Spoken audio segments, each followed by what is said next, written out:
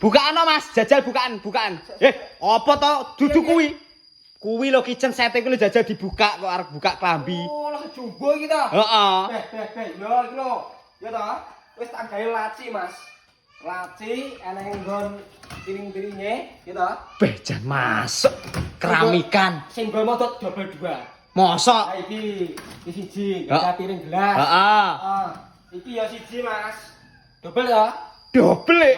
Masuk to. Jan meneng tenan. Kompor taname. Endi kompor taname iki? Iki lho.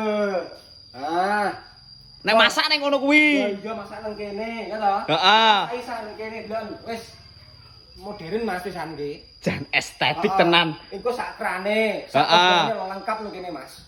Langsung mbok kei kabeh iki kok. Total lengkap pokoke. Apa delon? Kating gantung iki, delon ampune. Weh, jan masuk tenan. Oh, jos ngene Mas Budi iki, Mas. Jan mening tenan. Oh, yo. Jos. Piro iki? Piro iki? Murah iki, Mas. Piro? Jangan sapi sitok. Weh, iki ngono kuwi lho. Tenan iki. 8.500.000 ae. 8.500.000. Heeh. Lah omahku ki adoh gek wengko ora mbok terne teko nggon. Adoh ki endi to, Mas? Omahku ki Sragen. Yo ora Sragen. Heeh. Mas Budi ya, pucuk Tegal, pucuk Banyuwangi, pucuk Semarang, tak terne gratis ongkir kok trimo Sragen to, Mas. Jan. Beh.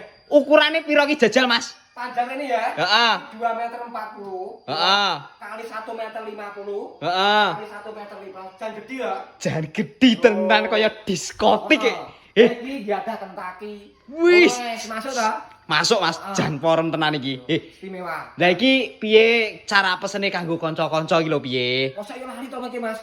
Lali tenan aku. Iki kaya biasane kok masuk ke Bioprop Mas Budi B Furnitur. Heeh. Kalau Bioprop jeneng Bapak titik mi to wi. Heeh. Kok satu kali terhubung karo Mas Budi langsung. Weh, jan masuk. Minibar modern, Mas. Wis. Jan istimewa bolo.